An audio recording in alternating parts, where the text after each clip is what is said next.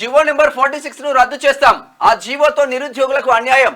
కేసీఆర్ కేటీఆర్ మతి స్థిమితం కోల్పోయిన్లు. ఎంపీ ఎన్నికల తర్వాత బీఆర్ఎస్ 4 ముక్కలు. దేశ సంపదంతా అదాని అంబానీలకే దోచిపెడుతుండ్రు. తీన్మార్ మల్లన్నను 1,00,000 మెజారిటీతో గెలిపిద్దాం. మంత్రి కోమటిరెడ్డి వెంకటరెడ్డి క్లియర్ గా నిన్న మంత్రి కోమటిరెడ్డి వెంకటరెడ్డి గారు చెప్పిండ్రు. జీవో నెంబర్ 46 రద్దు చేయడానికి ఇప్పటికే కమిటీ ఏర్పాటు చేసినాం. 100% దానిపైన నిర్ణయం తీసుకుంటామని చెప్తా ఉన్నారు. కాబట్టి చాలా మంది ఆ ఫోన్లు చేస్తా ఉన్నారు. జీవో 46 గురించి మీరు మాట్లాడతలేరన్నా అంటున్నారు. 100% దీనిపైన నడుస్తా ఉంది మిత్రమా. అందుకని ప్రభుత్వం దానిపైన నిర్ణయం తీసుకుంటా ఉంది. గత ప్రభుత్వం ఒక దుర్మార్గమైనటువంటి ఆలోచన చేసి ఈ జియో నెంబర్ 46 తీసుకొచ్చింది. తీసుకురావడం ద్వారా చాలా మంది అభ్యర్థులకు నష్టం జరుగుతుంది.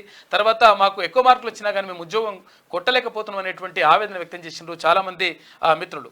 అయితే ఈ నేపథ్యంలో తీర్మానాలను కూడా క్లియర్గా చెప్పిండ్రు మంత్రి గారికి. ఆ తర్వాత ఇప్పటికే గతంలోనే ముఖ్యమంత్రి రేవంత్ రెడ్డి గారికి కూడా వినతి పత్రం సమర్పించడం జరిగింది. ఈ నేపథ్యంలోనే అక్కడ ఒక ప్రత్యేకమైనటువంటి కమిటీని వేసిండ్రు. ఈ జీవో నెంబర్ 46 రద్దుకు సంబంధించి ఆ కమిటీ నిర్ణయం తీసుకుంటుంది. 100% పాజిటివ్ నిర్ణయం వచ్చేటువంటి అవకాశం ఉంటుంది. కాబట్టి జీవో నెంబర్ 46 బాధితులు కూడా ఆందోళన చెందాల్సిన అవసరం లేదు. అది కాబట్టి కలిసి రండి.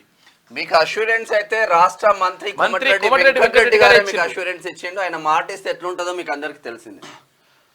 తనకున్న 1.5 కోటి ఆస్తిని ప్రభుత్వానికి రాసి ఇచ్చిన బాండ్ పేపర్ చూపిస్తున్న తీన్మార్ మల్లన్న అంటూ ఇక్కడ బాండ్ పేపర్ చూసుకోవచ్చు.